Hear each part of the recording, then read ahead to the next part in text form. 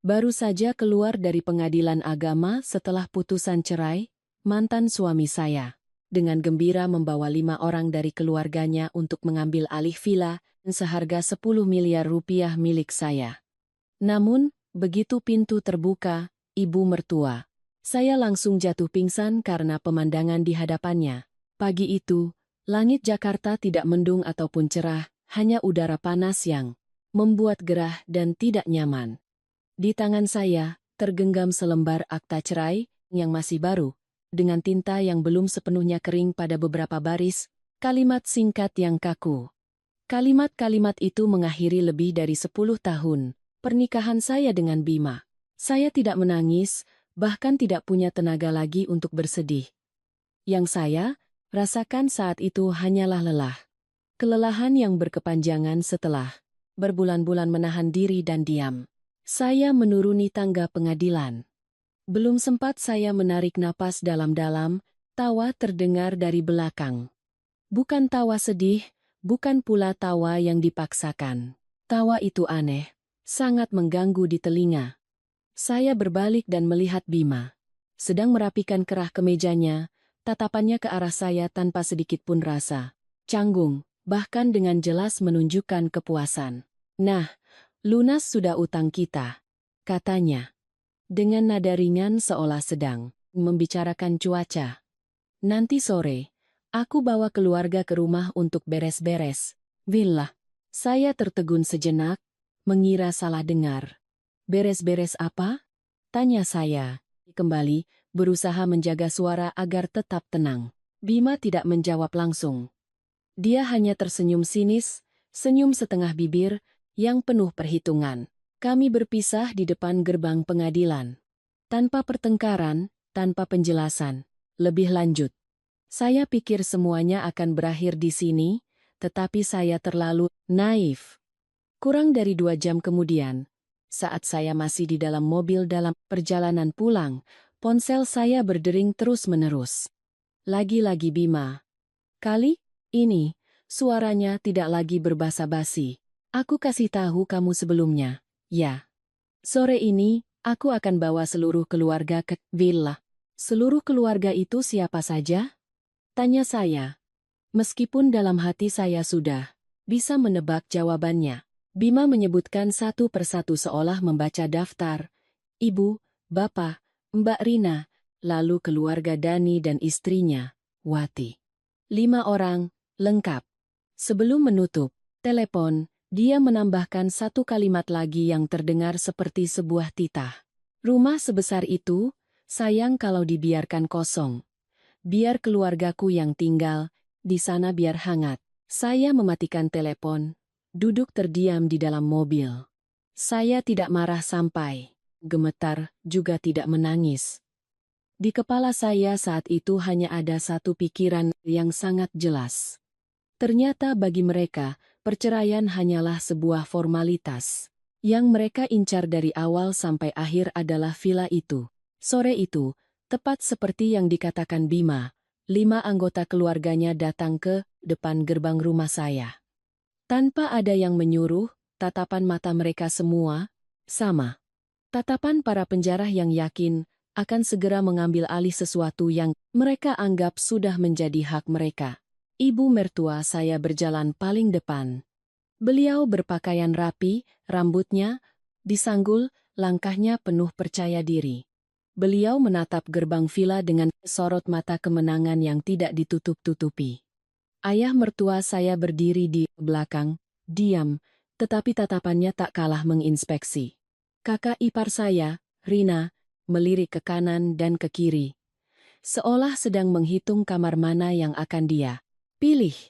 Pasangan Dani dan Wati membawa beberapa koper, tertawa riang seolah-olah ini sudah menjadi rumah mereka sejak lama. Bima berdiri di tengah-tengah mereka, melipat tangan di dada dan menatap saya. Dengan wajah penuh keyakinan, seolah ingin mengatakan bahwa segalanya sudah dalam kendalinya. Saya berdiri di hadapan mereka, tanpa berdebat, tanpa membela diri, tanpa bertanya apapun lagi. Saya hanya diam-diam mengeluarkan remote dari saku, menekan tombol untuk membuka gerbang. Gerbang itu perlahan bergeser ke samping. Saat itu, saya bisa mendengar detak jantung saya sendiri. Bukan karena takut, tetapi karena saya tahu, mulai dari detik ini, segalanya tidak akan berjalan sesuai dengan hayalan mereka. Ibu mertua saya melangkah masuk dengan cepat, langkahnya penuh percaya diri. Namun, baru beberapa langkah, saya melihat punggungnya menegang. Beliau berhenti. Mendadak di tengah ruang tamu, wajahnya yang semula puas mendadak pucat pasi. Bibirnya bergetar, matanya terbelalak seolah tidak percaya dengan apa yang ada di hadapannya. Apa? Apa ini? Gagapnya. Sebelum ada yang sempat menjawab, ibu mertua saya terhuyung-huyung, tangannya meraih sandaran sofa, lalu ambruk di tengah ruang tamu. Suasana di dalam rumah seketika membeku. 5 orang itu berdiri di sana, tak ada yang sanggup berkata-kata. Sementara saya hanya berdiri diam menyaksikan pemandangan itu dengan hati yang anehnya tenang. Karena saya tahu betul, mereka datang dengan pikiran akan menerima sebuah rumah, tetapi sebenarnya mereka baru saja melangkahkan kaki ke tempat yang akan membuat seluruh keluarga itu membayar semua perbuatan mereka terhadap saya. Akar dari kesabaran. Jika ada yang bertanya mengapa dulu saya menikahi Bima, saya bisa menjawabnya tanpa berpikir panjang. Bukan karena uang. Sejujurnya, saat saya dan Bima memulai hubungan, kami berdua sama-sama tidak punya apa-apa selain keyakinan naif bahwa jika kita berusaha, hidup akan menjadi lebih baik. Saya bertemu Bima saat kami masih muda, sama-sama karyawan kantoran yang berangkat pagi dan pulang larut malam dengan kelelahan. Bima bukan orang yang pandai bicara, tetapi dia baik, tidak banyak omong, dan pekerja keras. Saat itu, saya hanya berpikir sederhana. Laki-laki yang baik sudah cukup. Miskin atau kaya, semua bisa berubah. Keluarga saya lebih berada daripada keluarga Bima. Itu adalah sebuah fakta. Tapi, saya tidak pernah menganggapnya sebagai sesuatu untuk diperbandingkan atau disombongkan. Sejak pacaran hingga menikah, saya tidak pernah membiarkan Bima atau siapapun di keluarganya merasa minder. Saya hidup sederhana, tidak pamer, dan tidak banyak bicara soal uang. Saya pikir, pernikahan yang dari awal sudah dibebani dengan perhitungan untung rugi, tidak akan bertahan lama. Saat kami menikah, orang tua saya memberi sejumlah uang sebagai modal. Saya berdiskusi dengan Bima secara terbuka bahwa uang itu akan digunakan untuk bisnis dan membangun masa depan, bukan untuk dihambur-hamburkan. Saya juga secara sukarela mengelola semuanya. Bukan karena saya tidak percaya pada suami saya, tetapi karena saya tidak ingin Bima dicap sebagai suami yang menumpang hidup dari harta istri. Saya ingin dia bisa berjalan dengan kepala tegak di tengah keluarganya. Merasa bahwa ini adalah rumah kami bersama, bukan tempat di mana dia harus merasa canggung. Ibu mertua saya saat itu sangat berbeda dari yang sekarang. Beliau berbicara dengan lembut, selalu tersenyum ramah. Saat pertama kali saya menjadi menantunya, beliau memegang tangan saya dan memuji di depan seluruh kerabat. Punya menantu seperti ini adalah berkah bagi keluarga kami. Saya merasa hangat mendengarnya. Saya benar-benar percaya bahwa saya beruntung mendapatkan keluarga suami yang baik. Saya pikir, selama saya hidup dengan baik, tahu sopan santun, maka semuanya akan baik-baik saja. Beberapa tahun setelah menikah, pekerjaan saya semakin mapan dan penghasilan saya meningkat. Bima masih bekerja seperti biasa. Tidak ada peningkatan yang signifikan. Tetapi juga tidak pernah bermalas-malasan.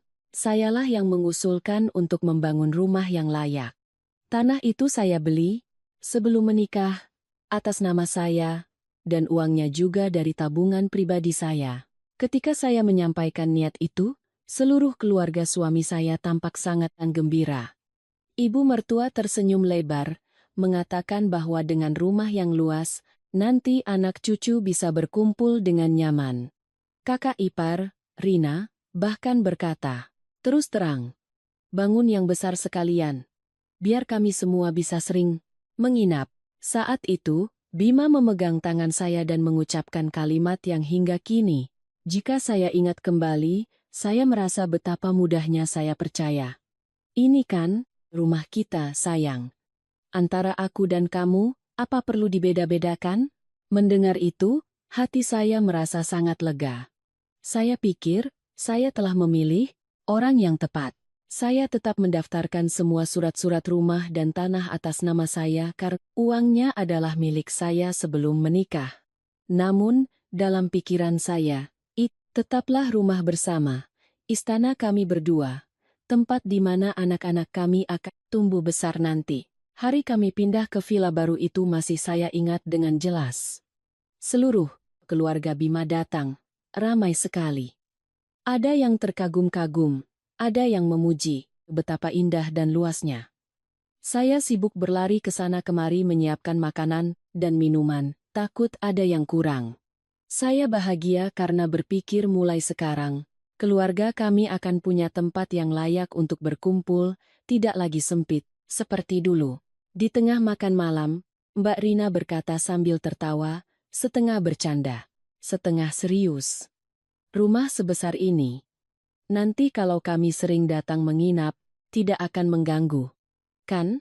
Saya hanya tersenyum menanggapinya, mengira itu hanya candaan keluarga. Saya tidak menyangka bahwa kalimat itu adalah benih dari banyak masalah di kemudian hari. Saat itu, saya masih dipenuhi oleh kesabaran dan niat baik. Saya percaya bahwa keluarga adalah tempat untuk saling bersandar dan membantu, bukan tempat untuk saling menghitung. Saya tidak pernah berpikir bahwa kemurahan hati dan kepercayaan saya justru akan menjadi alasan bagi orang lain untuk menganggapnya sebagai hal yang wajar. Saya juga tidak pernah membayangkan bahwa rumah yang saya bangun dengan keringat dan kerja keras, saya suatu hari akan menjadi bahan perbincangan untuk ditinggali dan diambil alih, seolah-olah saya hanyalah orang yang dititipi nama. Melihat kembali tahun-tahun awal itu, saya tidak menyesal telah hidup dengan baik. Saya hanya menyesal karena percaya bahwa semua orang akan memperlakukan saya dengan cara yang sama seperti saya memperlakukan mereka. Dan dari kepercayaan itulah, retakan pertama dalam pernikahan saya dan Bima mulai terbentuk diam-diam, meskipun saat itu saya belum menyadarinya. Bank berjalan tanpa bunga. Setelah pindah ke rumah baru, kehidupan saya dan Bima dari luar tampak baik-baik saja.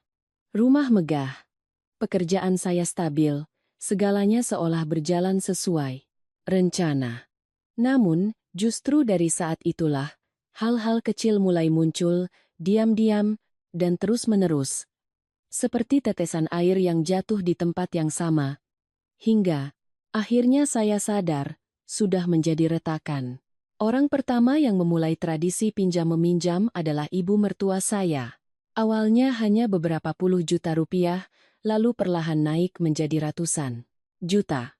Beliau bilang untuk modal usaha, untuk perputaran bisnis, dan pinjamnya. Hanya sementara, beberapa bulan pasti dikembalikan. Suaranya selalu lembut, diiringi keluhan-keluhan khasnya.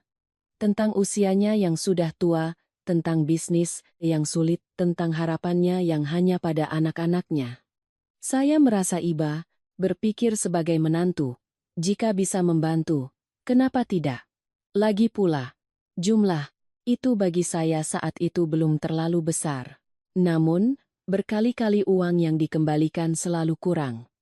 Ketika saya menanyakannya, ibu mertua hanya tersenyum dan berkata, "Nanti ibu tambahi lagi." Ya, saya tidak pernah mendesak, juga tidak mencatatnya. Saya pikir, dengan orang tua, untuk apa terlalu perhitungan? Tetapi, kemudahan yang saya berikan sepertinya dianggap sebagai hal yang wajar. Setelah ibu mertua, giliran kakak ipar, Rina. Dia membuka toko online dan butuh uang untuk stok barang, meminjam sejumlah uang dari saya. Beberapa bulan kemudian, belum juga dikembalikan, dia bilang butuh tambahan modal lagi. Lalu, saat jualannya sepi, dia meminjam uang untuk membayar tagihan kartu kredit. Setiap kali meminjam, kalimat andalannya selalu sama, beberapa bulan juga beres, cook, dek. Saya sudah begitu sering mendengarnya, hingga setiap kali kalimat itu diucapkan, hati saya sedikit mencelos. Tapi, saya tetap mengangguk, saya menasihati diri sendiri, sesama saudara, saling membantu saat sulit adalah hal yang baik. Setiap kali saya memberikan uang, tidak pernah ada surat perjanjian. Bukan, karena saya tidak tahu pentingnya dokumen, tetapi setiap kali saya ragu-ragu, Bima selalu membela mereka. Dia berkata dengan nada penuh pengertian. Kalau kamu ada rezeki, pinjamkan saja ke kakakku. Nanti aku yang ingatkan. Mendengar itu, hati saya luluh lagi. Saya pikir, suami saya sendiri yang bilang begitu, masa saya harus curiga pada orang yang tidur seranjang dengan saya? Lalu, giliran keluarga Dani dan Wati.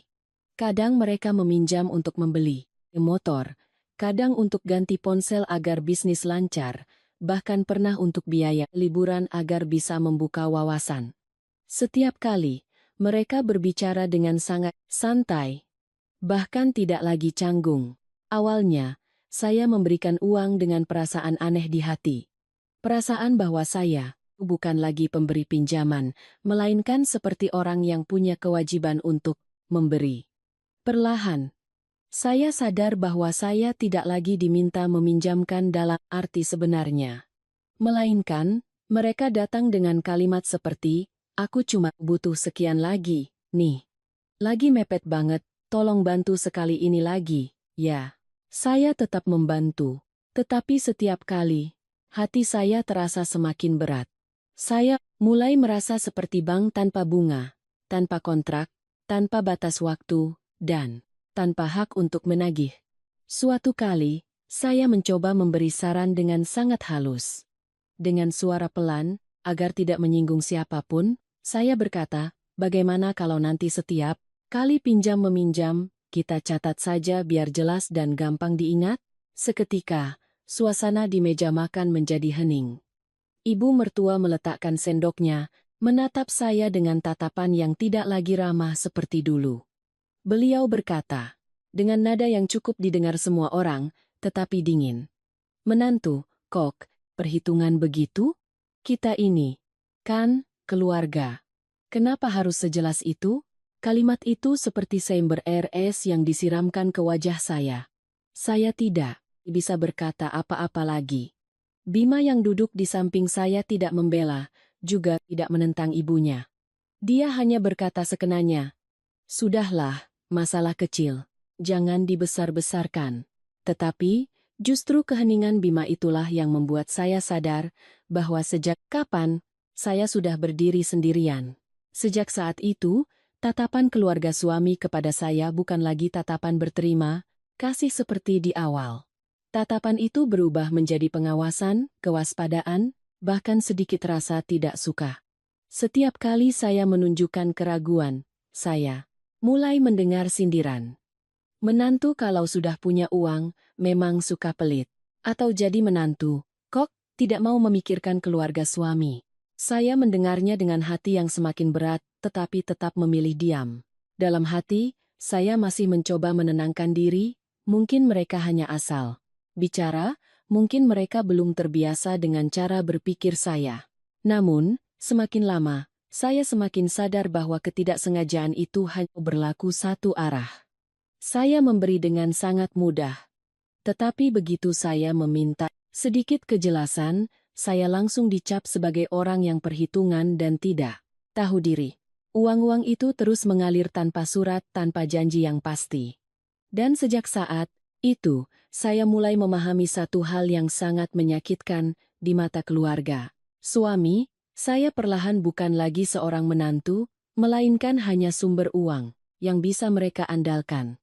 Ditarik mendekat saat dibutuhkan, dan siap didorong, menjauh saat tidak lagi diperlukan. Benih keserakahan telah tumbuh dari pinjaman-pinjaman yang tampaknya tidak berbahaya itu.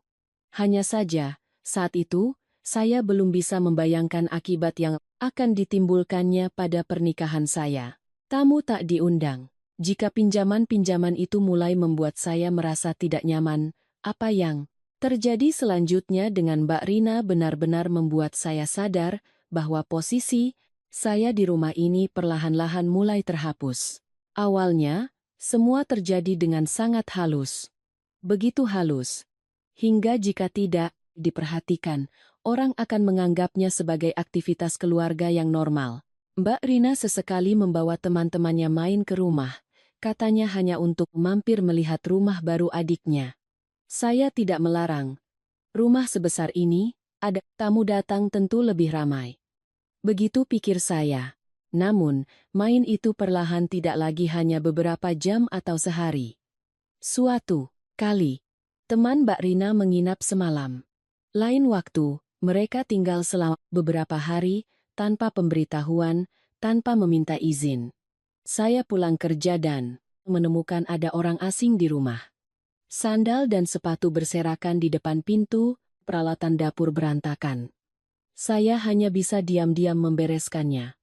Saya masih menasihati diri sendiri, mungkin hanya beberapa hari. Lalu, beberapa hari itu menjadi seminggu penuh. Teman-teman Mbak Rina menjadikan ruang tamu seperti ruang pribadi mereka. TV menyala sepanjang hari, setelah makan piring kotor dibiarkan begitu saja, sampah pun tidak dibuang. Kolam renang di belakang rumah juga menjadi tempat mereka berkumpul, tertawa, terbahak-bahak dari pagi hingga malam. Saya pulang kerja dengan lelah, hanya ingin ketenangan, tetapi begitu membuka pintu, yang saya temui adalah suara tawa dan bau makanan. Rasanya seperti masuk ke sebuah rumah kos, bukan rumah yang saya bangun dengan uang saya sendiri. Suatu kali, saya pulang lebih awal dari biasanya.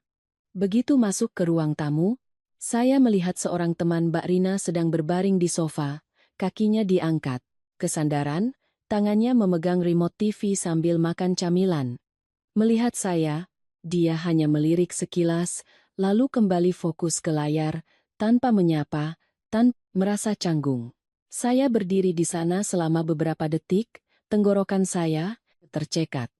Rumah ini milik saya, tetapi saat itu, saya merasa seperti seorang tamu. Malam itu, saya mengingatkan Mbak Rina dengan sangat halus, berusaha menjaga suasana. Mbak, teman-teman Mbak sudah terlalu lama di sini. Mungkin lain kali, bisa kasih tahu aku dulu biar aku bisa siap-siap. Mendengar itu, Mbak Rina hanya tertawa, tawa yang acuh tak acuh. Memangnya, kenapa? Ini kan rumah adik iparku. Lagi pula, mereka tidak mengganggu, kan? Kalimat itu masuk ke telinga saya, terdengar ringan, tetapi membuat hati saya sangat berat. Rumah adik iparku. 4 kata itu terdengar begitu akrab, sekaligus begitu jauh. Saya menceritakan hal ini kepada Bima. Saya tidak menyalahkan siapapun, hanya berharap dia mengerti dan mau membantu bicara. Tetapi, Bima hanya melambaikan tangannya dan berkata dengan kalimat yang membuat saya terdiam, "Sudahlah, biarkan saja. Mereka, kan, keluarga. Jangan dibesar-besarkan. Nanti malah repot." Setelah berkata begitu, dia kembali sibuk dengan pekerjaannya, seolah-olah apa yang baru saya katakan hanyalah masalah sepele.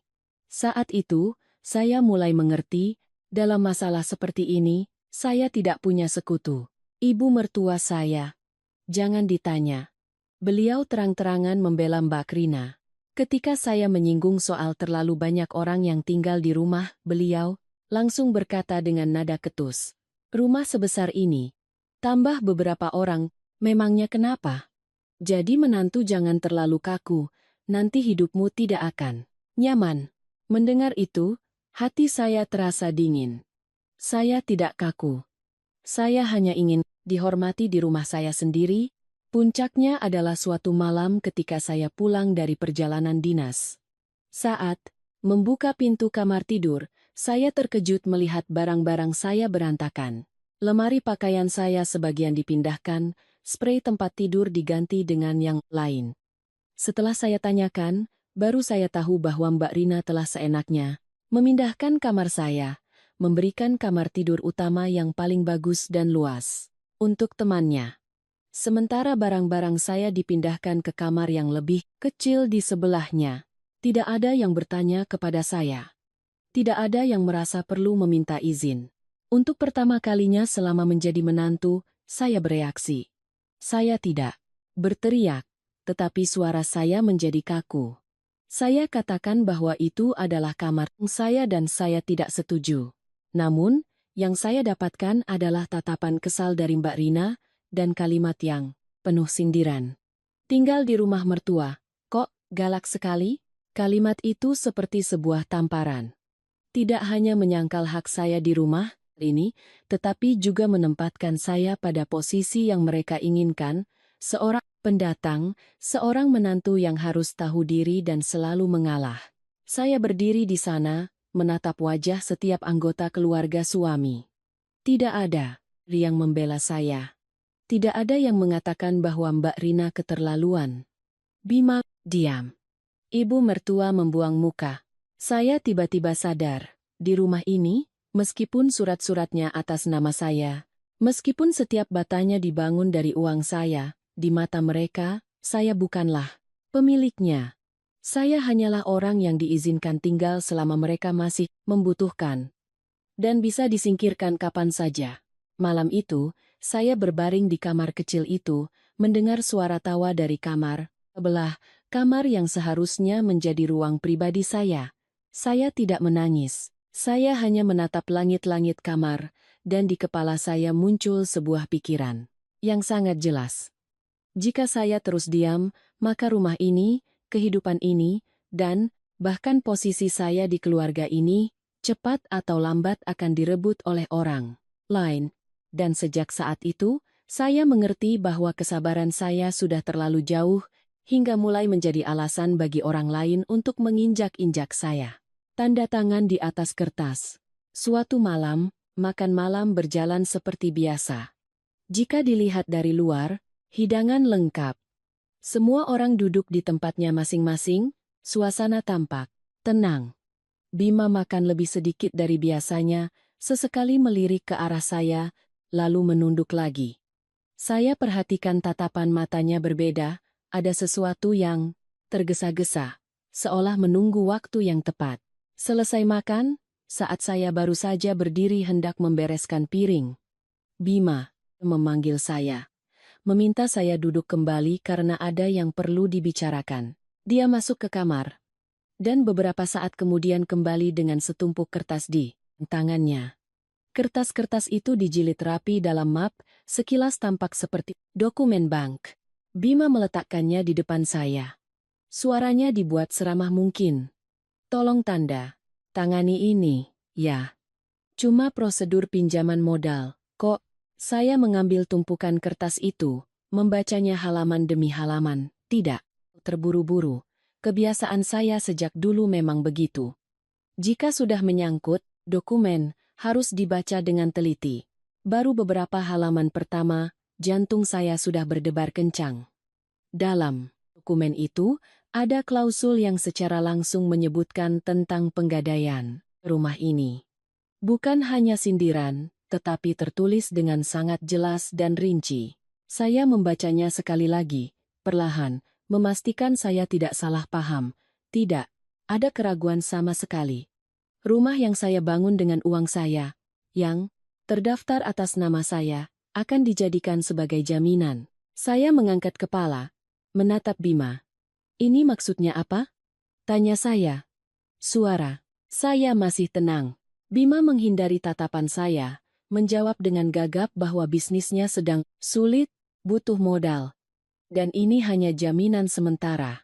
Nanti setelah lunas, semuanya akan kembali seperti semula.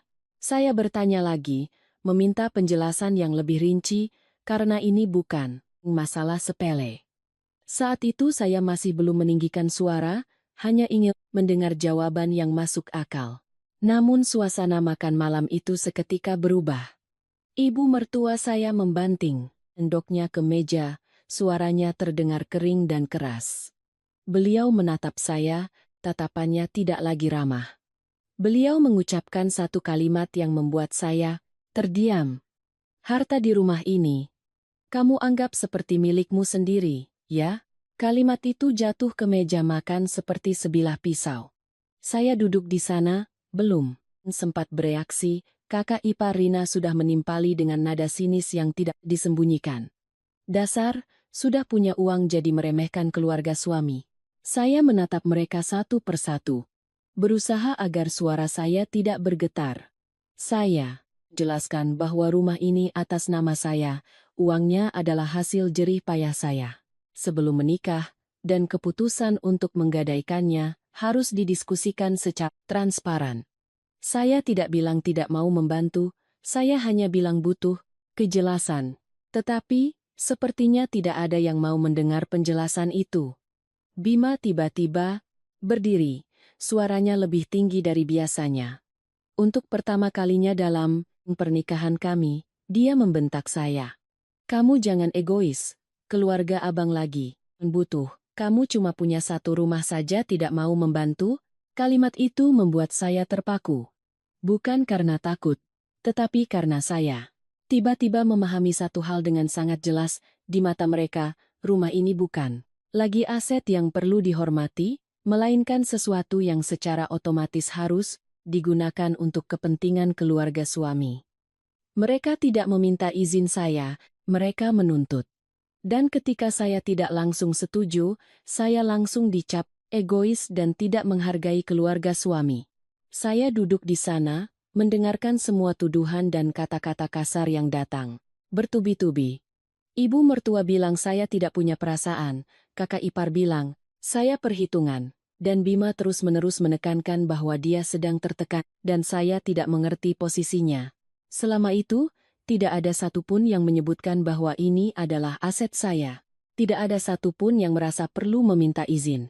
Semua berasumsi bahwa saya harus menandatanganinya saat itu juga. Untuk pertama kalinya, saya merasa benar-benar sendirian di tengah keluarga ini. Saya bukan lagi seorang istri, bukan lagi seorang menantu yang dihargai, melainkan hanya pemegang aset yang ingin mereka kuasai. Saya menarik napas dalam-dalam, lalu berkata dengan tegas bahwa saya tidak akan menandatanganinya, setidaknya sampai semuanya jelas dan ada solusi yang aman. Jawaban itu membuat makan malam berakhir berantakan. Tidak ada yang makan lagi. Semua orang berdiri dan masuk ke kamar masing-masing dengan wajah kesal. Malam itu, saya tidak bisa tidur. Saya berbaring menatap langit-langit kamar, mengingat kembali semua yang telah terjadi sejak pindah ke rumah ini. Dari pinjaman tanpa surat, perlakuan yang meremehkan, hingga malam ini ketika mereka secara terang-terangan meminta saya menggadaikan rumah. Saya tiba-tiba sadar, jika hari ini saya menandatanganinya, besok mungkin saya akan kehilangan segalanya. Dan saat itu terjadi, tidak ada satupun dari mereka yang bertanggung jawab. Keesokan paginya, saya mulai melakukan sesuatu yang tidak pernah terpikirkan sebelumnya.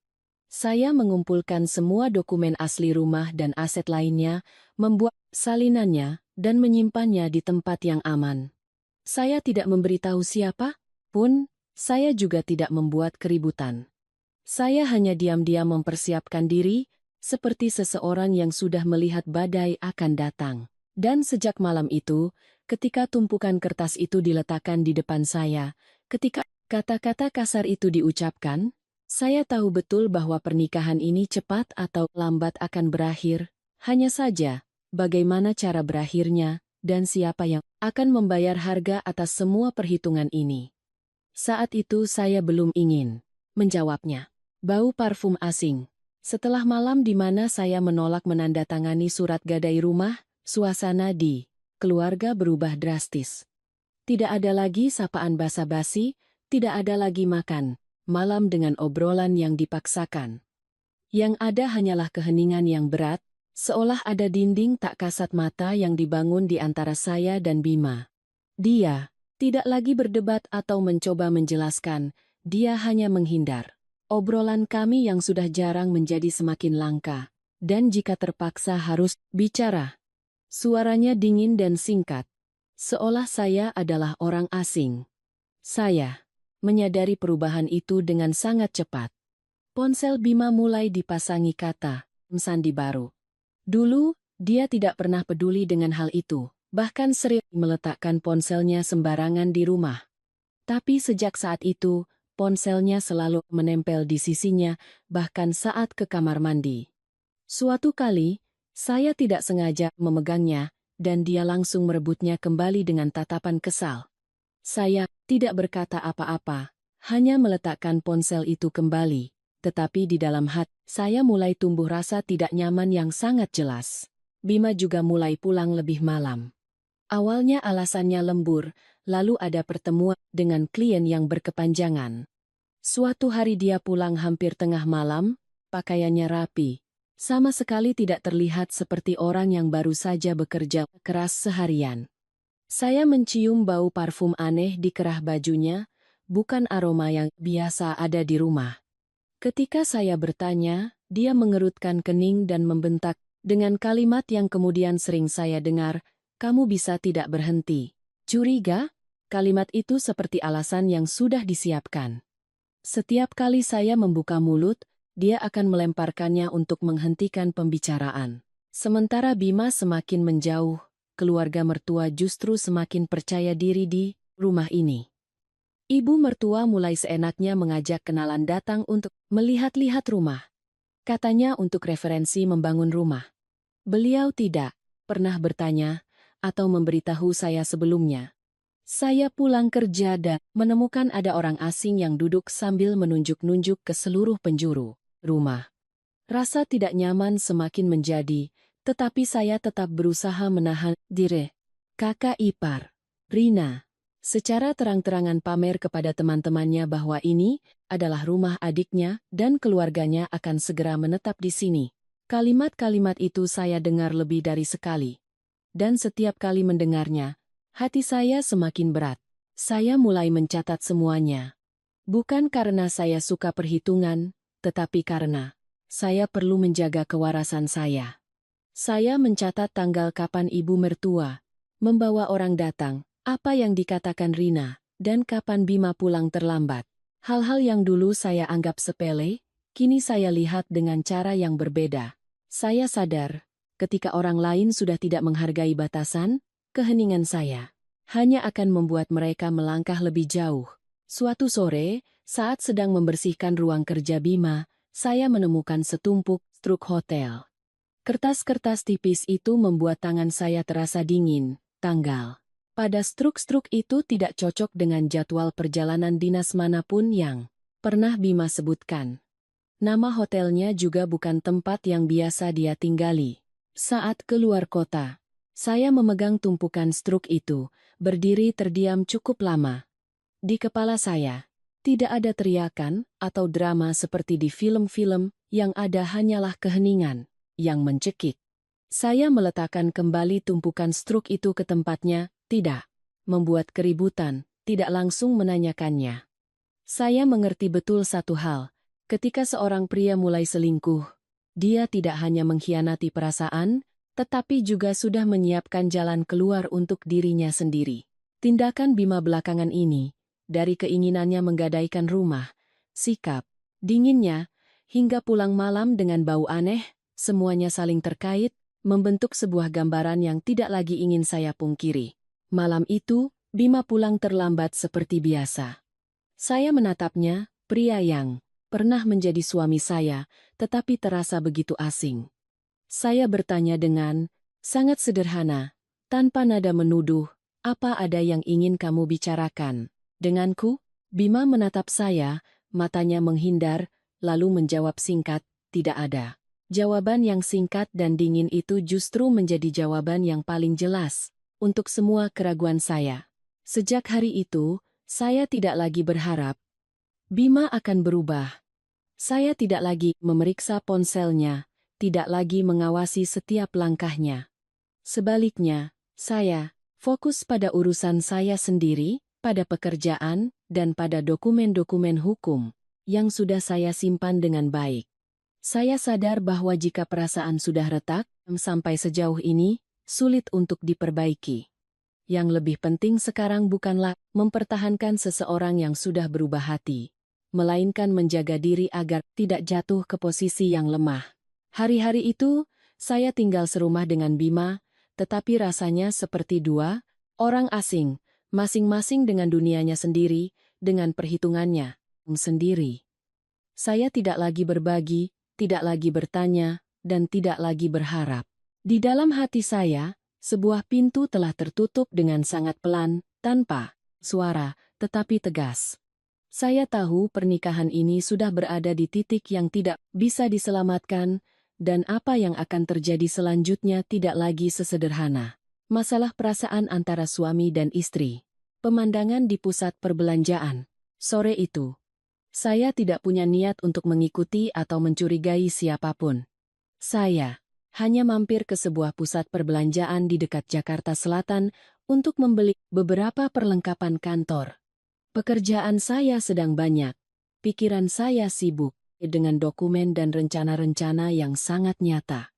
Saya tidak menyangka akan bertemu Bima di sana, apalagi pertemuan itu akan menjadi akhir dari semua keraguan saya. Saya melihat Bima dari kejauhan. Dia berdiri di depan sebuah butik fashion, postur tubuhnya sangat saya kenal, tetapi tatapan matanya tidak lagi sama. Di sampingnya, ada seorang wanita muda. Mereka tidak bergandengan tangan atau menunjukkan kemesraan yang berlebihan, tetapi jarak di antara mereka cukup dekat untuk membuat saya mengerti bahwa itu bukan hubungan biasa. Tatapan yang mereka berikan satu sama lain sangat berbeda. Itu adalah tatapan orang-orang yang sedang menjalin hubungan, tidak perlu dipamerkan, tetapi cukup jelas. Wanita itu berpakaian elegan, riasannya tipis namun berkelas, penampilannya penuh percaya diri. Dia berjalan menuju sebuah mobil mewah yang terparkir di dekatnya. Bima membukakan pintu untuknya, tersenyum dan berbicara dengan lembut. Saya berdiri bersembunyi di balik sebuah etalase, menyaksikan pemandangan itu dengan hati yang sesak. Bukan karena cemburu, tetapi karena saya menyadari sebuah kebenaran yang sangat menyakitkan. Senyum yang Bima berikan kepada wanita, itu adalah senyum yang sudah lama tidak saya lihat di rumah.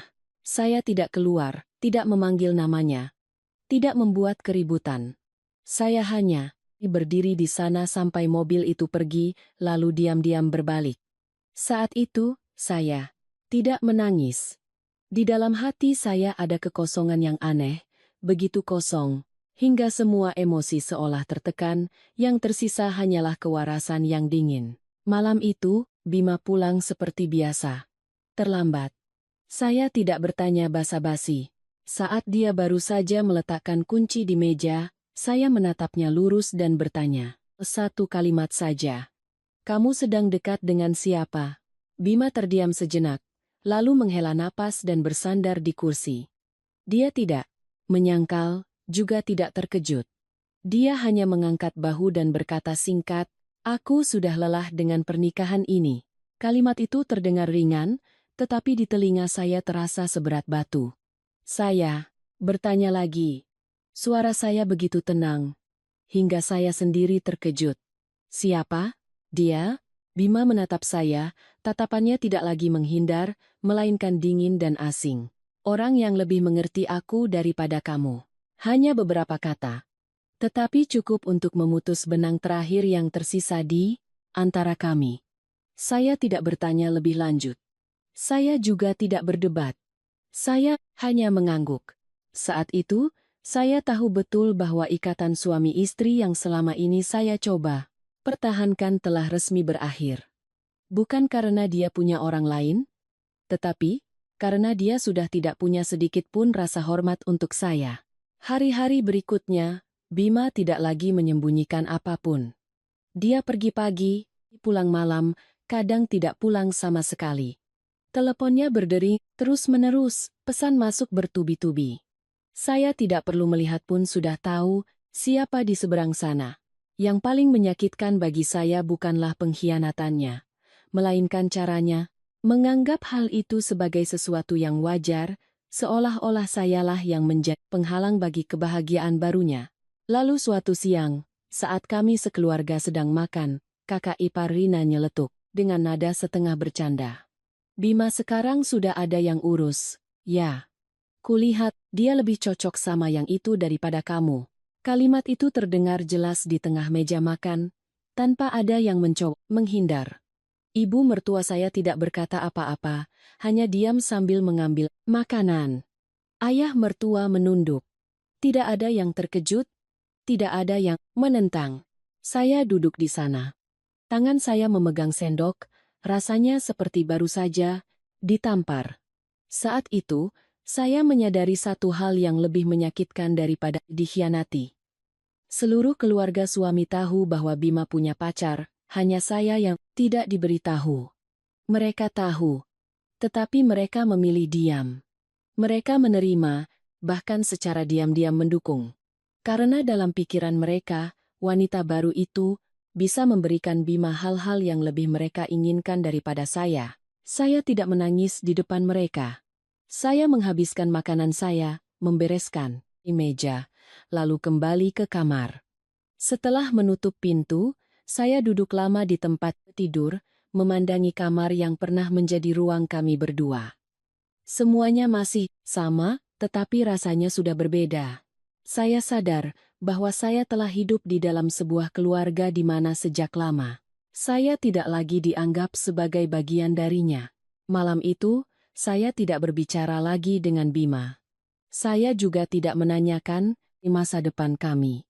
Di kepala saya saat itu hanya ada satu pikiran, jika mereka semua sudah bersekongkol di belakang saya, maka saya tidak punya alasan lagi untuk terus buta dan percaya bahwa semuanya bisa diperbaiki. Kenyataannya sudah terlalu jelas. Bima tidak bisa lagi berpura-pura, dan saya juga tidak perlu lagi berpura-pura tidak tahu apa-apa. Sejak saat itu, saya tidak lagi bertanya mengapa atau bagaimana cara mempertahankannya. Sebaliknya, saya mulai bertanya pada diri sendiri sebuah pertanyaan yang jauh lebih penting. Bagaimana caranya agar tidak menjadi pihak yang kalah dalam pernikahan yang telah saya bangun dengan sepenuh hati? Dan pertanyaan itu jugalah yang menjadi awal dari semua keputusan saya. Selanjutnya, topeng yang terbuka. Sejak saya tahu Bima punya orang lain, sikap keluarga mertua terhadap saya berubah begitu cepat hingga saya tidak sempat terkejut jika sebelumnya mereka masih menjaga ucapan. Kini semuanya menjadi terang-terangan tanpa ada yang ditutupi. Saya tidak lagi dianggap sebagai menantu, apalagi anggota keluarga. Saya menjadi penghalang yang harus disingkirkan secepat mungkin. Ibu mertua saya adalah yang perubahannya paling jelas. Kata-kata lembutnya dulu hilang sama sekali. Digantikan dengan kalimat-kalimat tajam yang ditujukan langsung kepada saya.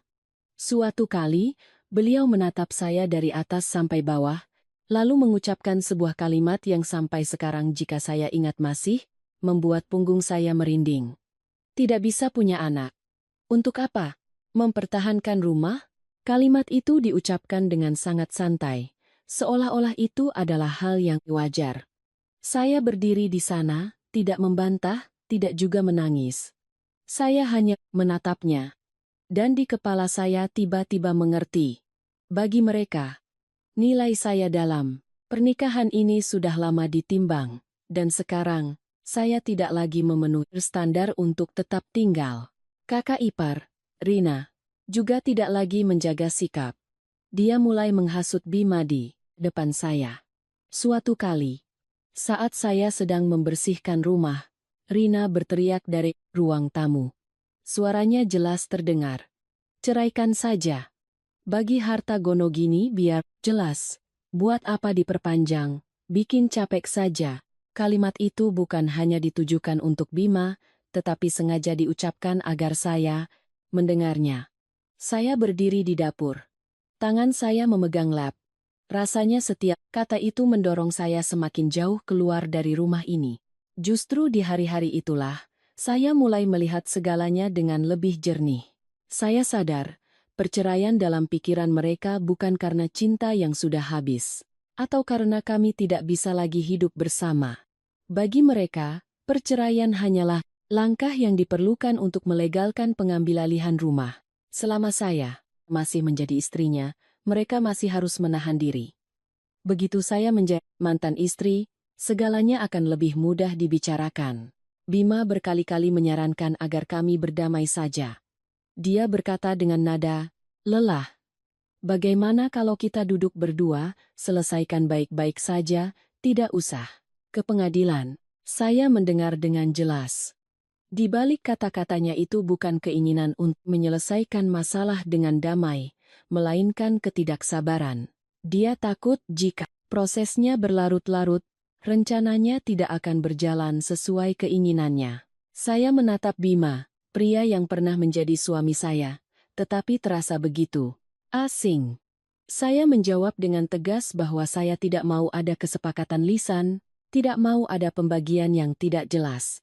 Dan jika memang harus bercerai, semuanya harus sesuai dengan hukum yang berlaku. Jawaban itu membuat sifat asli Bima terlihat. Dia tidak lagi bisa mempertahankan ketenangan palsunya. Kata-katanya mulai menyalahkan dan penuh amarah. Suatu kali, dalam sebuah pertengkaran, Bima berteriak di depan wajah saya. "Semua ini karena kamu serakah." Saya mendengarnya dan tertawa dalam hati. Pria yang berselingkuh justru menyalahkan istrinya yang tidak mau menyerahkan rumahnya sebagai orang yang serakah. Logika seperti inilah yang hanya muncul ketika rencana seseorang terhalang.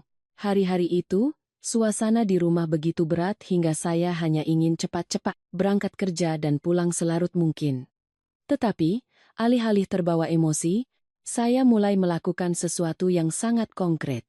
Saya diam-diam menghubungi seorang pengacara tanpa memberitahu siapapun. Saya membawa semua dokumen terkait rumah, mulai dari akta jual beli tanah, IMB, hingga bukti-bukti bahwa sumber dananya adalah harta saya sebelum menikah. Saya duduk di kantor pengacara, mendengarkan setiap analisis dan penjelasan hukum. Untuk pertama kalinya setelah berbulan-bulan, pikiran saya terasa jernih kembali. Setelah memeriksa semua dokumen, pengacara itu menatap saya dan berkata dengan tegas, "Rumah ini, mereka tidak punya hak sama sekali." Hanya satu kalimat singkat itu, tetapi rasanya seperti beban berat di pundak saya terangkat. Saya tidak merasa gembira atau puas. Saya hanya merasa kembali berdiri di posisi yang seharusnya menjadi milik saya. Saya tidak lagi berada di pihak yang lemah. Tidak lagi harus bertahan dari ancaman atau sindiran. Sejak saat itu, saya mengerti bahwa apa yang dilakukan keluarga mertua bukan lagi sekadar konflik keluarga. Itu adalah sebuah rencana yang jelas, terstruktur, dan perceraian dalam skenario mereka hanyalah selembar kertas untuk mengambil apa yang mereka incar sejak awal. Menyadari hal itu, saya tidak lagi takut. Saya juga tidak perlu lagi menjelaskan atau membuktikan bahwa saya benar. Saya hanya diam-diam mempersiapkan diri untuk apa yang akan datang, dengan ketenangan yang saya sendiri tidak sangka bisa saya miliki. Hari-hari terakhir, sebelum Bima secara resmi mengajukan gugatan cerai, saya hidup di bawah satu atap dengan orang-orang yang sedang merencanakan cara untuk menyingkirkan saya.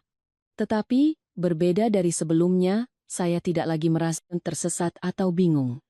Saya tahu betul di mana saya berdiri, dan saya juga tahu ketika permainan sudah terbuka, yang paling tidak sabar bukanlah saya. Surat gugatan dan kepercayaan diri yang terlalu cepat. Gugatan cerai itu diajukan oleh Bima.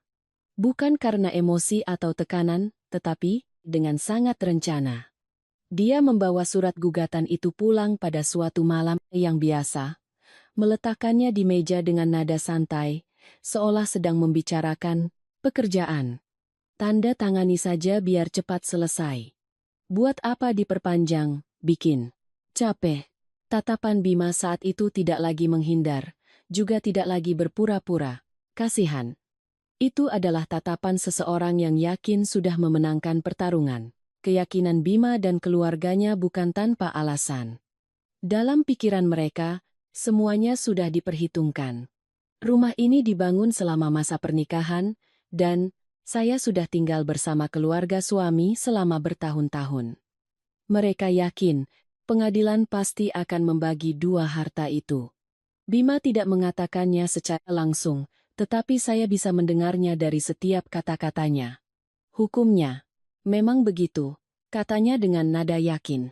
Kepercayaan diri itu didukung penuh oleh ibu mertua saya. Beliau tidak lagi basa-basi. Di depan saya, beliau berkata dengan lantang, pengadilan pasti akan memberikan setengahnya untuk keluarga kami. Tidak mungkin kamu bisa ambil semuanya. Kalimat itu diucapkan dengan sangat tegas, seolah itu adalah kebenaran mutlak yang tidak perlu diperdebatkan. Saya hanya mengangguk mendengarnya. Bukan karena setuju, tetapi karena saya tahu, saat ini, berdebat tidak ada gunanya. Sikap tenang saya justru membuat mereka semakin yakin bahwa saya sudah pasrah. Sejak Bima mengajukan gugatan, sikapnya berubah total. Dia tidak lagi menyembunyikan apapun. Dia pergi pagi, pulang larut malam, bahkan kadang tidak pulang sama sekali. Teleponnya selalu sibuk, pesan masuk terus-menerus. Bima tidak lagi merasa perlu menjelaskan apapun kepada saya. Dia menganggap perceraian ini sudah pasti, tinggal menunggu tanggal sidang untuk menyelesaikan formalitas dan membagi harta. Wanita yang dekat dengan Bima juga mulai sering muncul. Dia tidak lagi sembunyi-sembunyi. Suatu kali, di siang hari, dia datang ke rumah, langsung masuk ke kamar tidur dan mengambil barang-barang Bima. Saya berdiri di ruang tamu, mendengar suara koper diseret, suara lemari dibuka, rasanya seperti sedang menyaksikan adegan yang aneh. Rumah ini masih tempat tinggal saya, tetapi saya seolah tidak terlihat. Tidak ada yang bertanya kepada saya, tidak ada yang merasa perlu menjelaskan. Wanita itu menatap saya sekilas dengan tatapan dingin, lalu pergi. Seolah-olah, saya hanyalah penghalang terakhir yang perlu disingkirkan dari kehidupan baru mereka. Saya tidak membuat keributan, saya juga tidak mencegahnya. Saya sadar, ketika seseorang sudah bertindak sejauh itu, semua upaya untuk mempertahankan atau bereaksi hanya akan membuat saya terlihat lebih lemah. Sebaliknya, saya diam-diam mulai membereskan barang-barang pribadi saya. Saya mengumpulkan semua yang benar-benar milik saya, kenang-kenangan, dokumen, dan surat-surat penting. Saya memindahkan semuanya ke tempat yang aman, tempat yang tidak diketahui oleh keluarga suami. Saya melakukannya diam-diam, sedikit demi sedikit, tanpa menunjukkan tanda-tanda bahwa saya sedang mempersiapkan sesuatu. Selama masa tunggu sidang, suasana di rumah terasa berat, tetapi anehnya tenang. Bima jarang bicara dengan saya. Ibu mertua menganggap saya sudah tidak ada. Artinya, dan kakak ipar Rina sesekali melirik saya dengan tatapan puas yang tidak bisa disembunyikan. Saya mengerti, dalam pikiran mereka, saya adalah orang yang akan segera pergi. Orang yang akan kehilangan segalanya, jadi tidak perlu lagi dipedulikan. Sidang di pengadilan agama berjalan lebih cepat dari yang mereka bayangkan. Tidak ada perdebatan sengit, tidak ada drama. Semuanya berjalan sesuai prosedur hukum. Saya duduk di sana, mendengarkan setiap pertanyaan dan penjelasan dengan tenang. Bima duduk di seberang. Tampak sangat percaya diri. Sesekali melirik. Saya seolah ingin melihat reaksi saya. Dia yakin, begitu masuk ke pembahasan, harta gono gini, saya tidak akan bisa setenang itu lagi. Ketika hakim mulai membacakan bagian tentang harta bersama, saya menatap Bima. Awalnya, raut wajahnya masih biasa saja. Tetapi setelah beberapa kalimat, saya melihat perubahan yang jelas. Sudut bibirnya menegang, tatapan matanya mulai goyah. Kepercayaan diri yang tadi begitu kuat perlahan lenyap, digantikan oleh kebingungan yang belum pernah saya lihat darinya. Saya tidak merasa senang, juga tidak menunjukkan kemenangan. Saya hanya duduk, diam mendengarkan, seperti seseorang yang sudah tahu hasil akhir dari sebuah permainan kartu. Sidang berakhir dengan cepat. Bima melangkah keluar dengan wajah yang tidak lagi puas seperti saat mengajukan gugatan. Tetapi saya tahu, itu bukanlah pukulan terbesar baginya. Apa yang terjadi di ruang sidang hari itu hanyalah permulaan. Apa yang menanti di depan. Sesuatu yang Bima dan keluarganya tidak pernah bayangkan.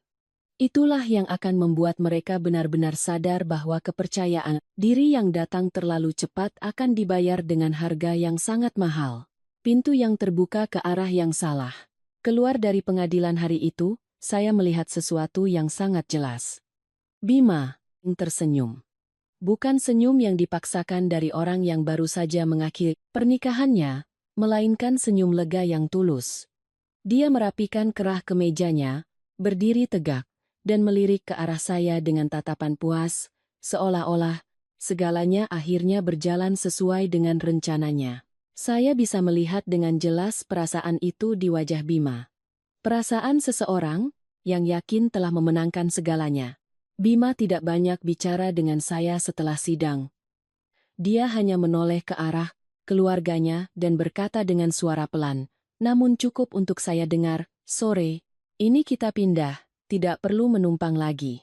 Kalimat itu diucapkan dengan sangat santai dan yakin, seolah-olah villa itu sudah menjadi milik mereka sejak lama. Saya berdiri di sana tanpa bereaksi, tanpa membantah. Saya hanya diam-diam, membereskan dokumen saya lalu melangkah keluar. Keheningan saya justru membuat mereka semakin percaya diri. Begitu keluar dari gerbang pengadilan, ibu mertua, saya langsung menelepon seorang kenalan dengan suara yang tidak bisa menyembunyikan kegembiraannya. Saya samar-samar mendengar kalimat-kalimat pamer. Iya, sebentar lagi pindah ke rumah baru. Atau akhirnya kembali juga. Suaranya penuh semangat, seolah baru saja memenangkan pertempuran besar. Kakak ipar, Rina, berdiri di sudut lain sambil menelepon teman-temannya, tertawa. Riang. Dia sibuk membicarakan rencana menata kamar, memilih kamar yang paling bagus dan luas. Pasangan Dani dan Wati juga tidak ketinggalan. Mereka berbisik-bisik merencanakan renovasi interior, mengganti gorden, dan membeli sofa baru yang sesuai selera mereka. Semua pemandangan itu terjadi tepat di depan mata saya. Begitu jelas dan hidup, hingga saya merasa seperti sedang menonton sebuah drama di mana semua pemainnya sudah yakin dengan akhir ceritanya. Tidak ada yang bertanya pada saya, tidak ada yang peduli dengan perasaan saya. Di mata mereka, saya hanyalah orang yang akan segera meninggalkan rumah itu, pihak yang kalah yang harus menerima kenyataan. Saya diam sepanjang perjalanan dari pengadilan ke rumah. Bima mengemudi di depan, diikuti oleh 2 mobil keluarganya di belakang. Suasananya begitu riang. Saya tahu. Di kepala mereka saat itu, villa itu sudah selesai dibagi-bagi, setiap orang sudah punya bagiannya masing-masing. Dan keheningan saya, mereka artikan dengan sangat sederhana.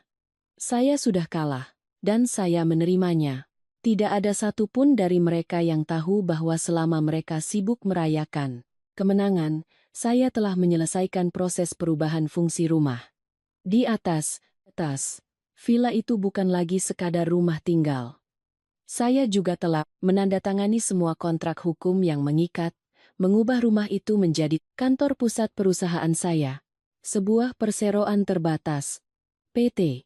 Semuanya sah. Lengkap dengan tanda tangan, stempel, dan dilakukan sesuai prosedur. Saya tidak memberitahu siapapun. Tidak pamer. Karena saya tahu, ada hal-hal yang semakin cepat dibicarakan, semakin mudah dihancurkan. Ketika 5 anggota keluarga suami tiba dengan koper-koper mereka di depan gerbang villa, saya adalah orang terakhir yang turun dari mobil. Mereka berkumpul, menatap gerbang yang tinggi dengan tatapan penuh antusias. Bima melangkah maju, memberi isyarat agar saya membukakan gerbang. "Buka pintunya," katanya. Suaranya tidak bisa menyembunyikan ketidaksabaran. Saya tidak menjawab, hanya diam-diam mengeluarkan kunci dari saku. Saat itu, saya bisa melihat tatapan Bima, dan seluruh keluarganya mengikuti setiap gerakan. Saya seolah menantikan momen untuk secara resmi melangkah masuk ke rumah mereka. Gerbang perlahan terbuka. Saya berjalan di depan, mereka mengikuti di belakang. Begitu melangkah masuk, saya mendengar langkah kaki mereka melambat. Suasana tiba-tiba berubah, tidak ada lagi bisik-bisik, tidak ada lagi tawa. Ruang tamu yang ada di hadapan mereka tidak lagi sama seperti yang mereka kenal. Tata letaknya berbeda, perabotannya berbeda. Di dinding tergantung papan nama perusahaan, dokumen-dokumen tersusun rapi, peralatan kantor tertata dengan jelas. Segalanya memancarkan suasana yang asing dan formal, bukan lagi ruang keluarga. Ibu mertua saya adalah yang pertama berhenti. Beliau berdiri kaku di tengah ruangan. Tangannya gemetar, matanya menyapu setiap sudut. Wajahnya yang semula puas mendadak pucat. Beliau menoleh ke arah saya, bibirnya bergerak-gerak tetapi tidak ada suara yang keluar. Sebelum saya sempat menjelaskan apapun, beliau terhuyung, tangannya meraih sandaran sofa. Napasnya tersengal. Di matanya saat itu, saya melihat sesuatu yang sangat jelas. Kepanikan seseorang yang baru saja sadar bahwa dia telah salah melangkah masuk ke dalam sebuah jebakan. Tidak ada yang bisa berkata apa-apa. Bima berdiri membeku di belakangnya, kepercayaan diri di wajahnya lenyap begitu cepat hingga dia sendiri tidak menyadarinya. Sementara saya berdiri di sana, tangan saya masih memegang kunci dengan ketenangan yang aneh. Karena saya tahu, momen ini barulah permulaan. Dan sejak pintu itu terbuka, permainan telah sepenuhnya berbalik arah. Kenyataan yang menampar. Begitu pintu utama terbuka sepenuhnya, kelima anggota keluarga mantan suami saya terpaku. Tanpa diperintah, langkah mereka serempak melambat, seolah baru saja melewati sebuah batas yang tidak pernah mereka bayangkan. Ruang tamu di hadapan mereka bukan lagi ruang keluarga yang hangat, tempat makan, malam bersama, menonton TV, atau berkumpul dengan ramai. Yang ada adalah pemandangan yang sama sekali berbeda. Meja-meja kerja tersusun rapi, komputer menyala. Tumpukan berkas tertata dengan baik. Sebuah papan nama perusahaan tergantung di dinding utama, memancarkan cahaya putih yang dingin dan formal, khas sebuah kantor.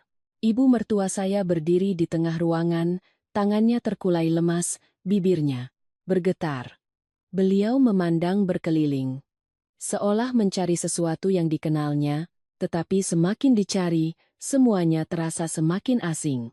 Setelah hening yang cukup lama, barulah beliau bisa mengeluarkan beberapa kata yang terputus-putus. Ini apa? Suaranya tidak lagi terdengar sombong seperti saat di depan gerbang. Yang terdengar adalah kepanikan seseorang yang baru saja menyadari bahwa semua perhitungannya telah hancur. Saya berdiri beberapa langkah darinya, tidak terburu-buru, tidak juga menghindar. Saya berkata perlahan, cukup jelas agar setiap kata terdengar oleh semua orang. Mulai kemarin, tempat ini adalah kantor pusat perusahaan saya. Begitu kalimat itu selesai, suasana di ruangan terasa membeku. Ayah mertua saya mengerutkan kening. Kakak ipar Rina mulutnya ternganga. Sementara Dani dan Wati saling berpandangan dengan wajah bingung. Bima adalah yang pertama bereaksi. Dia melangkah maju, suaranya meninggi, penuh amarah. Kamu gila? Ini rumah. Saya menatap lurus ke arah Bima, tidak meninggikan suara, tidak juga berdebat. Saya hanya memberi isyarat ke arah meja kerja, lalu membuka tas dan mengeluarkan setumpuk dokumen yang sudah saya siapkan. Ini surat izin usaha, ini kontrak sewa kantor, dan ini semua dokumen hukum terkait. Semuanya sah. Saya meletakkan setiap lembar kertas di atas meja, gerakannya lambat namun tegas. Kakak ipar Rina, wajahnya kini pucat pasi. Tapi rumah ini gagapnya. Saya memotong kalimatnya sebelum selesai. Suara saya tetap datar, tidak bergetar. Rumah ini atas nama saya, dan mulai sekarang, fungsinya adalah untuk pekerjaan. Saya tidak menjelaskan lebih lanjut. Apa yang perlu dikatakan sudah cukup. Tidak ada yang berbicara lagi. Keheningan menyelimuti ruangan, begitu berat, hingga saya bisa mendengar suara pendingin ruangan yang berdesis. Untuk pertama kalinya sejak saya menjadi menantu, saya melihat satu emosi yang sangat jelas di wajah keluarga suami saya. Kebingungan. Mereka berdiri di tengah-tengah ruang. yang mereka kira milik mereka, tetapi kini tidak ada tempat lagi untuk mereka.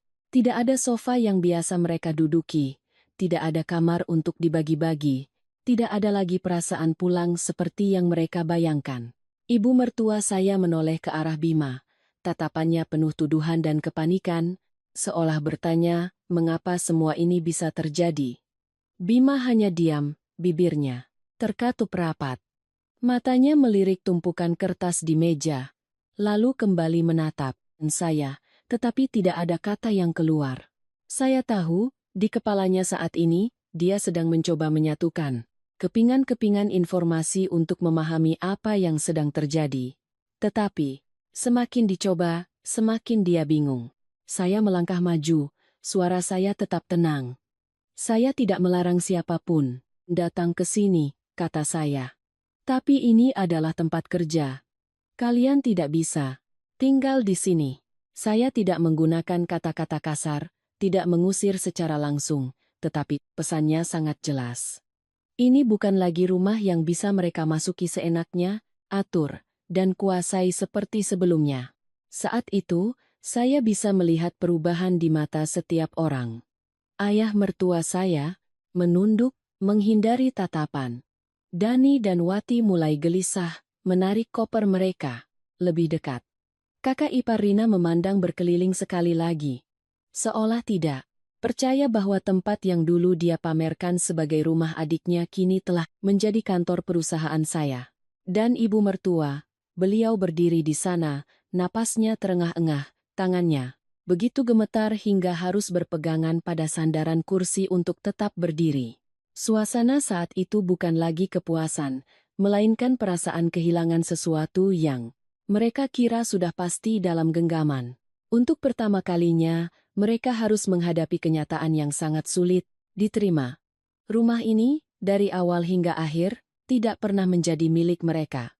Dan sekarang, rumah ini telah ditempatkan pada posisi yang sama sekali tidak bisa mereka sentuh. Saya menatap mereka, bukan dengan rasa balas dendam atau kepuasan, melainkan dengan perasaan yang aneh, lega. Lega karena akhirnya, batasan telah diletakkan kembali pada tempatnya. Saya tidak perlu berteriak untuk membela diri. Saya tidak perlu memohon agar dimengerti. Dokumen-dokumen di atas meja, stempel-stempel merah, dan suasana kantor di sekitar saya telah berbicara untuk saya. Saat itu, saya tahu betul bahwa ini hanyalah kebenaran pertama yang terungkap. Dan ketika pintu sudah terbuka dengan cara seperti ini, tidak akan ada jalan kembali bagi perhitungan mereka yang salah. Rekaman suara yang membuka segalanya. Setelah saya meletakkan tumpukan dokumen hukum di atas meja, suasana di ruangan masih tegang seperti tali yang ditarik hingga hampir putus. Ibu mertua saya adalah yang pertama bereaksi. Beliau tidak bisa lagi menahan diri. Suaranya bergetar, bercampur antara amarah dan kekecewaan. Beliau menuduh saya kejam, tidak punya perasaan, dan memutuskan tali silaturahmi. Bagaimanapun juga, kamu pernah jadi menantu kami, kenapa bisa setega ini? Kata-kata itu diucapkan dengan berlinang air mata. Jika ada orang luar yang tidak tahu ceritanya, mungkin mereka akan menganggap saya sebagai penjahatnya. Saya berdiri diam mendengarkan, tidak langsung membantah. Saya menunggu sampai beliau selesai bicara, sampai semua tuduhan itu habis, yang tersisa hanyalah napas yang tersengal dan isak tangis yang terputus-putus. Barulah saat itu saya membungkuk dan membuka tas yang saya bawa. Gerakannya sangat pelan, sangat tenang. Seolah saya sudah lama menunggu momen ini. Saya mengeluarkan sebuah flash disk kecil dan meletakkannya di atas meja, lalu meletakkan ponsel saya di sebelahnya. Dua benda kecil itu berada di tengah meja, tetapi cukup untuk membuat semua orang di ruangan itu terdiam. Saya memandang berkeliling, suara saya merendah, tidak tajam, tidak juga sinis. Sebelum saya mempersilakan kalian semua pergi, kata saya ingin kita mendengarkan sesuatu. Tidak ada yang bertanya apa itu. Mungkin di dalam hati mereka sudah mulai timbul perasaan tidak nyaman yang sangat jelas. Saya menyambungkan flash disk ke laptop, lalu memutar rekaman suara pertama. Ruangan itu dipenuhi oleh suara yang sangat dikenal, suara ibu mertua saya. Nada. Suaranya memelas, lembut, sangat berbeda dari nada bicaranya saat ini. Beliau berkata bahwa beliau butuh pinjaman uang untuk modal usaha, bahwa beliau sedang kesulitan, dan hanya pinjam sementara, beberapa bulan pasti dikembalikan. Bahkan, beliau sempat menyinggung soal hubungan baik antara ibu mertua dan menantu. Begitu rekaman itu selesai, wajah ibu mertua saya menjadi pucat pasi. Beliau mundur setengah langkah, tangannya gemetar sambil berpegangan pada kursi. Sebelum ada yang sempat bicara, saya sudah memutar rekaman kedua. Kali ini, suara kakak ipar, Rina. Suaranya jelas, rinci, menyebutkan jumlah, pinjaman dan tujuannya. Untuk membuka toko online, stok barang, lalu untuk membayar utang kartu kredit. Dalam rekaman itu, Rina berjanji dengan sangat yakin akan mengembalikannya dalam waktu tertentu, tidak akan membuat saya khawatir.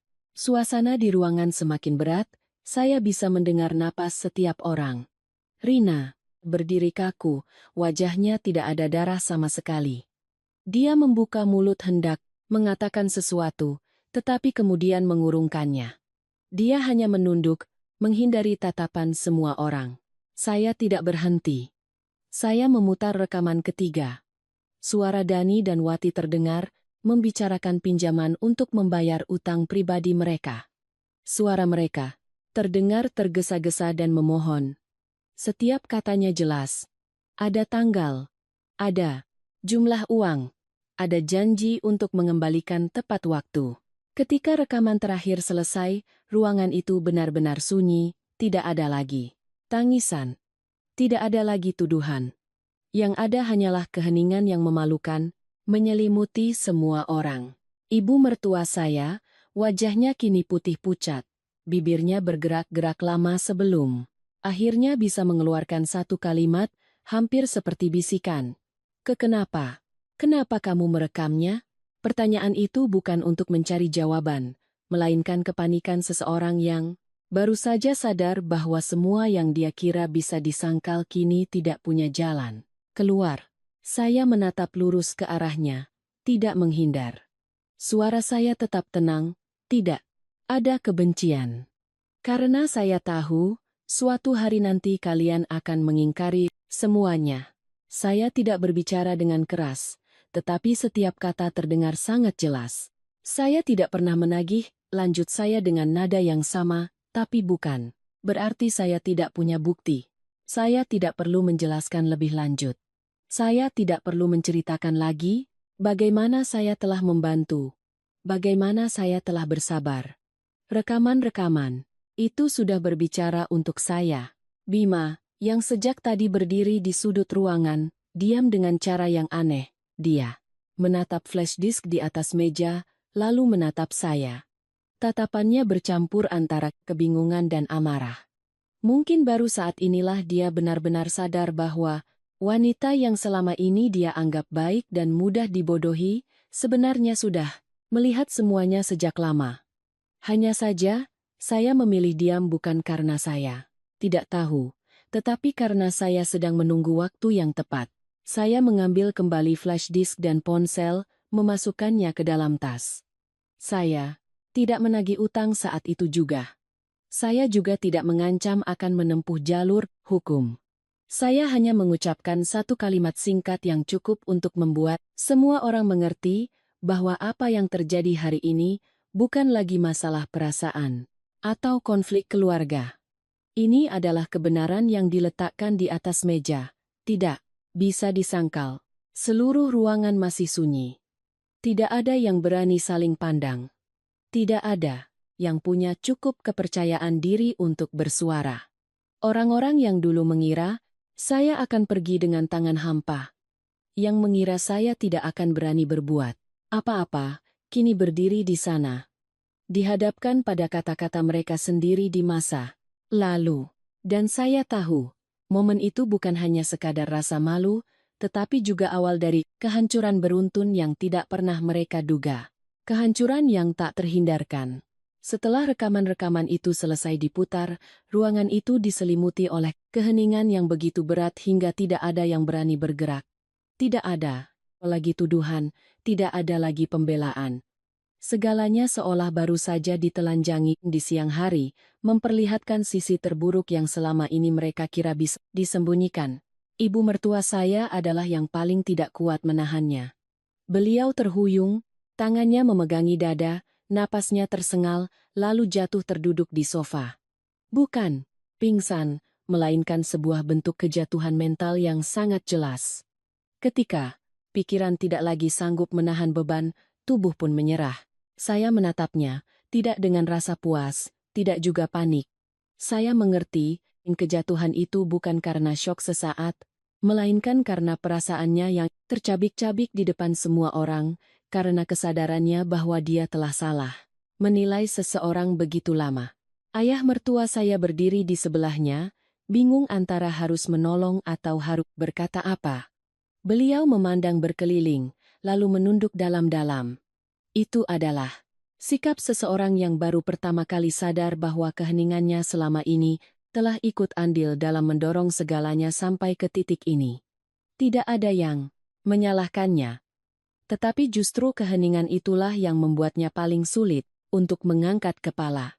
Di sudut lain, kakak ipar Rina berdiri kaku, wajahnya pucat, tatapannya kosong. Saya bisa melihat dengan jelas di matanya bukan hanya rasa malu, tetapi juga kepanikan. Mungkin di kepalanya saat ini sedang berputar kembali semua kenangan yang dulu sangat dia banggakan.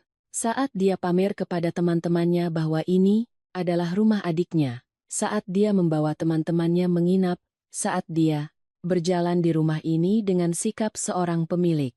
Kini, semua kenangan itu hancur berkeping-keping.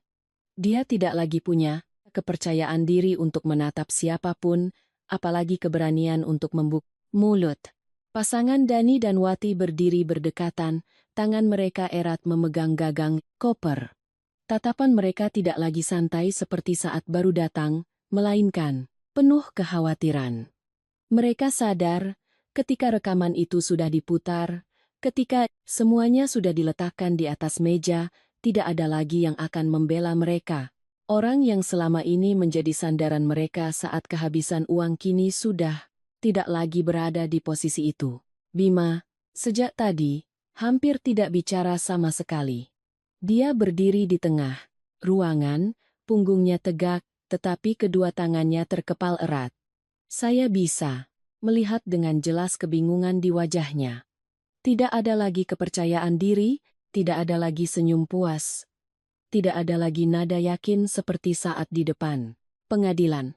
Bima mengeluarkan ponselnya, menekan sebuah nomor, menelepon wanita yang sedang dekat dengannya. Dia membelakangi kami, berbicara pelan.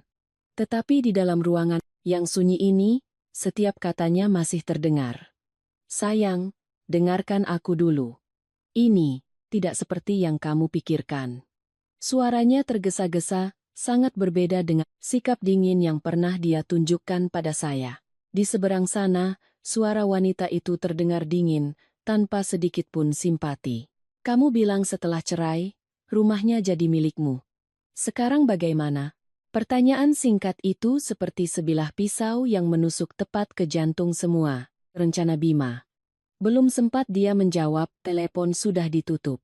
Tegas, tanpa ragu, Bima berdiri kaku, tangannya yang memegang ponsel terkulai lemas.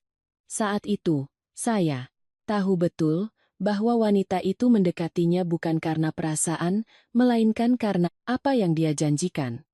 Ketika janji itu hancur, hubungan itu pun tidak punya alasan untuk terus ada. Saya tidak perlu menyindir atau mengingatkannya, kenyataan sudah berbicara untuk saya. Ruangan itu kini seperti terpecah-pecah. Setiap orang tenggelam dalam kehancurannya masing-masing. Ibu mertua saya terengah-engah, matanya terpejam. Kakak ipar Rina menunduk, tidak berani menatap siapapun. Dani dan Wati gelisah dengan koper mereka. Dan Bima berdiri di tengah-tengah, sendirian.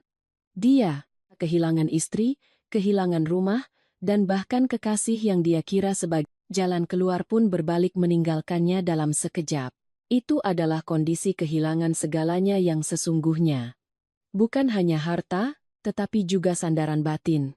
Untuk pertama kalinya sejak saya mengenal Bima, saya melihat satu emosi yang sangat jelas di wajahnya. Ketakutan. Bukan sekadar takut, kehilangan.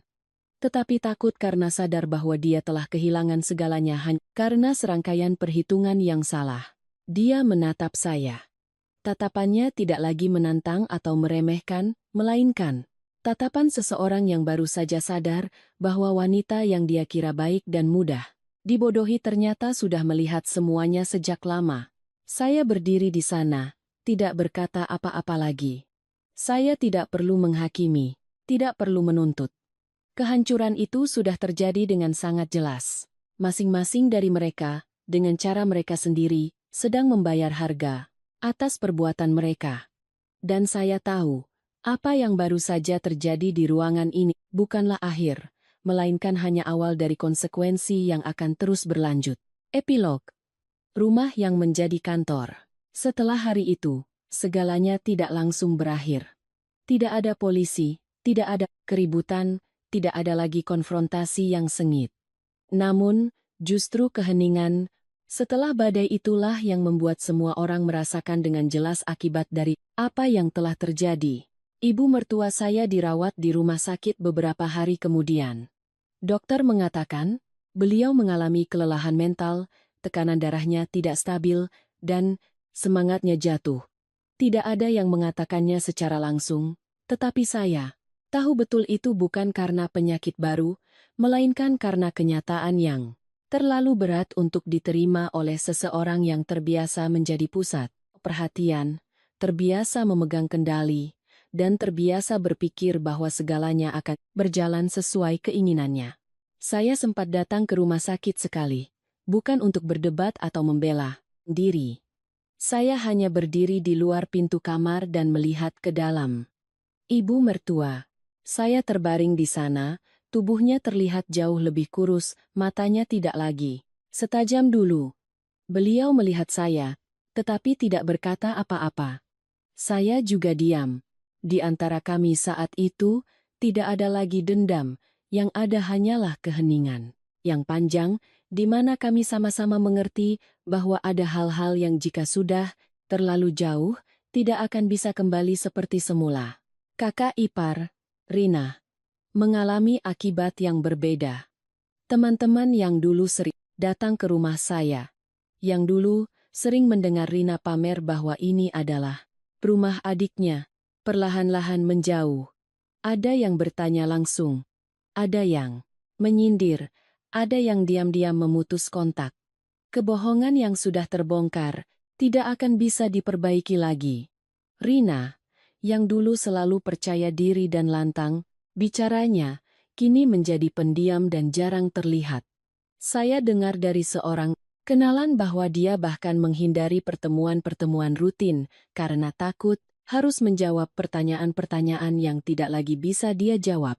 Sementara itu, Dani dan Wati benar-benar jatuh dalam kesulitan. Dulu, setiap kali kehabisan uang, mereka masih berpikir ada saya di belakang mereka, ada tempat untuk mencari bantuan. Tapi kali ini berbeda, ketika saya tidak lagi membantu, utang-utang mereka mulai terungkap. Penagih utang datang, telepon, berdering terus-menerus, tidak ada lagi yang menolong.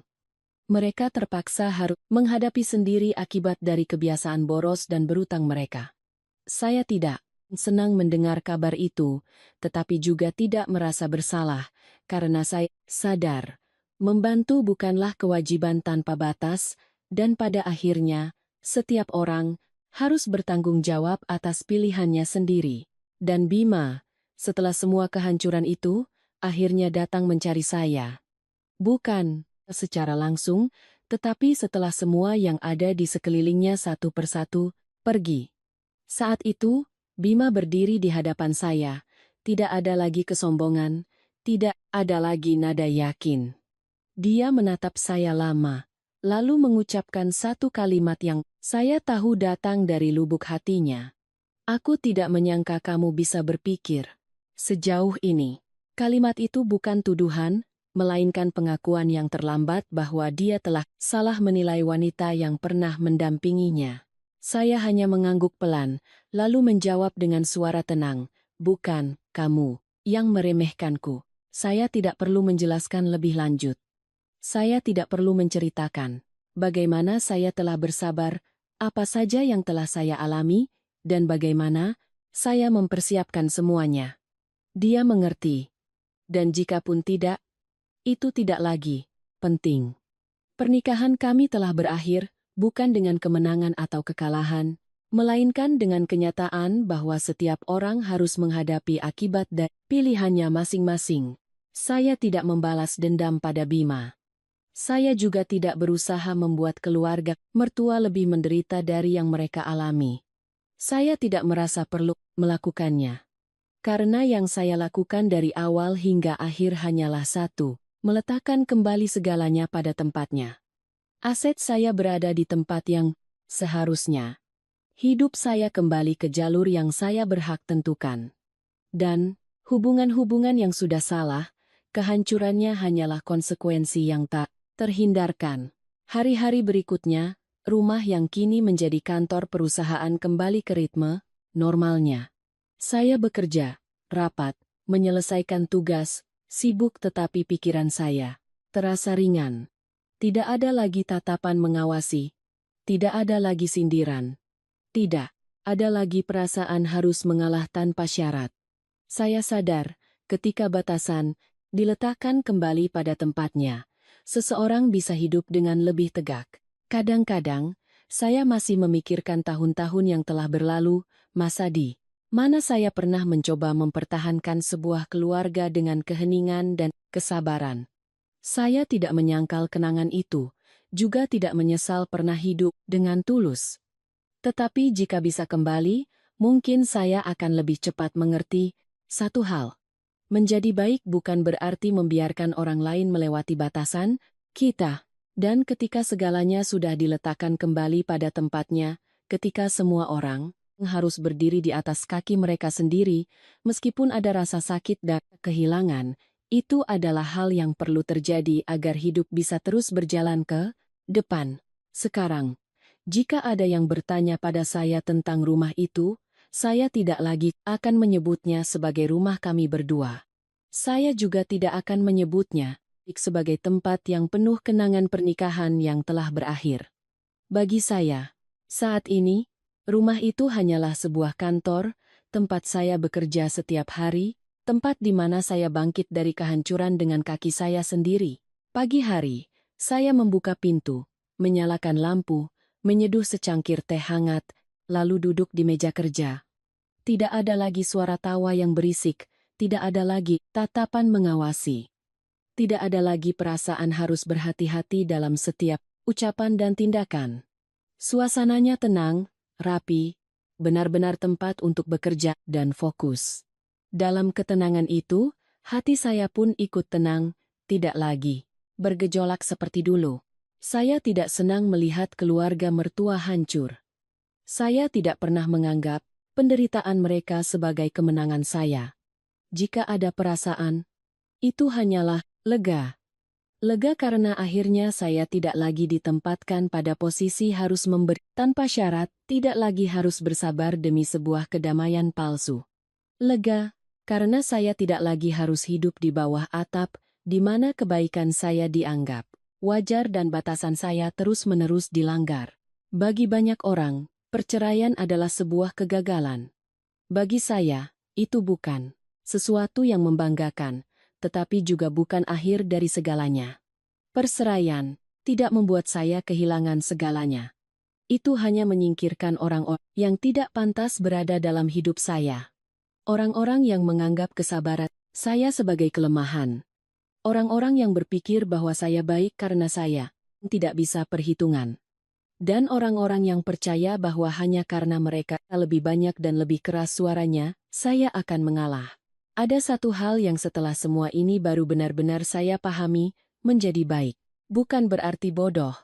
Mengalah bukan berarti membiarkan diri diinjak-injak. Kebaikan, jika tidak disertai dengan batasan, cepat atau lambat akan menjadi alasan bagi orang lain untuk memanfaatkannya. Saya pernah hidup dengan kepercayaan, dengan keinginan untuk menjaga keharmonisan dan keluarga. Tetapi saya juga telah belajar, ada hal-hal yang jika tidak saya jaga sendiri, tidak akan ada orang lain yang akan menjaganya untuk saya.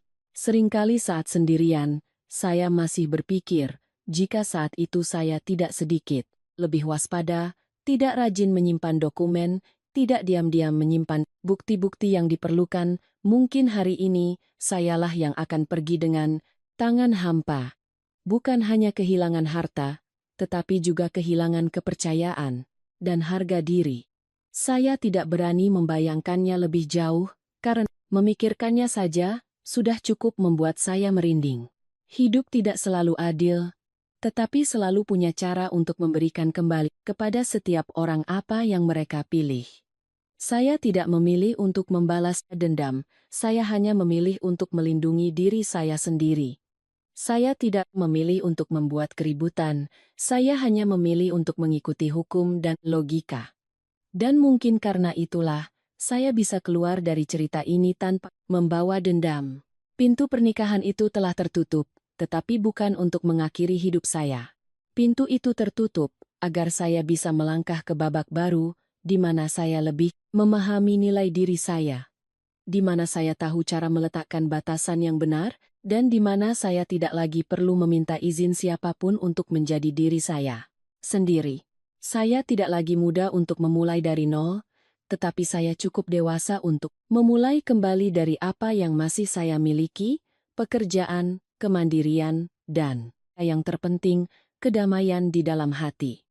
Saya tidak butuh pengakuan siapapun tentang kemenangan atau kekalahan saya.